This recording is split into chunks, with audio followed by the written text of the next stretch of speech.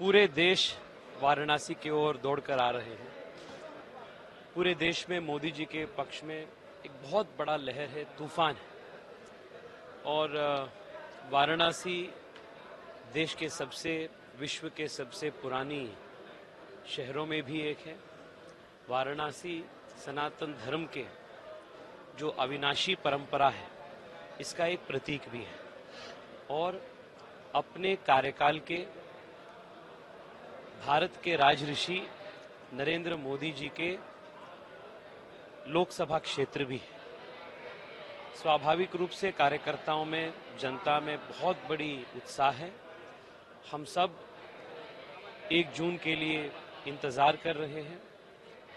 बहुत बड़ी पोलिंग होगी और देश के सबसे बड़ी जीत प्रधानमंत्री जी की वाराणसी में दर्ज होगी। अरविंद केजरीवाल जी ने अपने मेडिकल का इशू देते हुए 7 दिन का इंटरिम बेल डाला था सुप्रीम कोर्ट में, जिसको सुप्रीम कोर्ट ने रिफ्यूज कर दिया।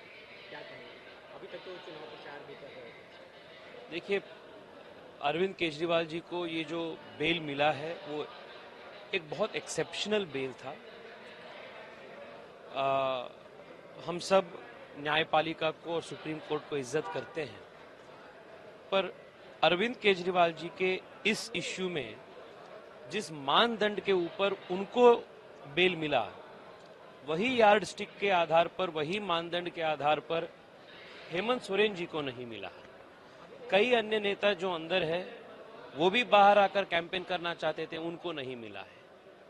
तो ठीक है, बेल का समय खत्म होने के बाद केजरीवाल जी वापस जेल जाएंगे और इस बार केस प्रूव होने के बाद लालू जी जैसे वो भी पॉलिटिक्स से बाहर हो जाएंगे। पूरे देश वाराणसी की ओर दौड़कर आ रहे हैं।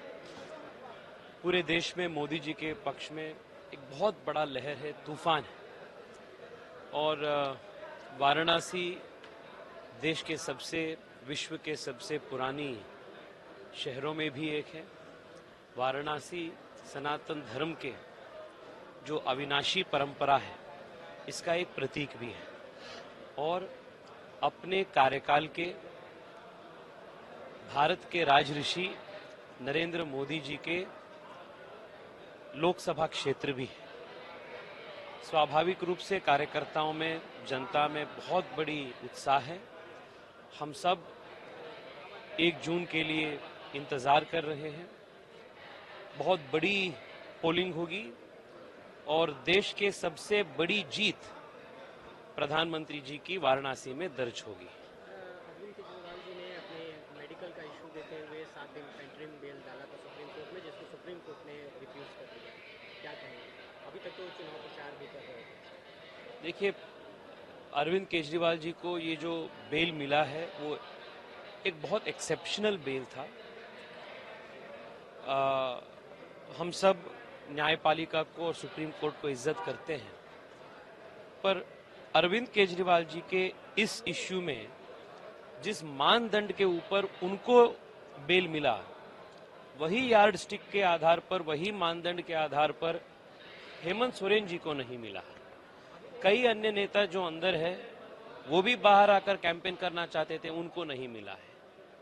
तो ठीक है, बेल का समय खत्म होने के बाद केजरीवाल जी वापस जेल जाएंगे और इस बार केस प्रूव होने के बाद लालू जी जैसे वो भी पॉलिटिक्स से बाहर हो जाएंगे।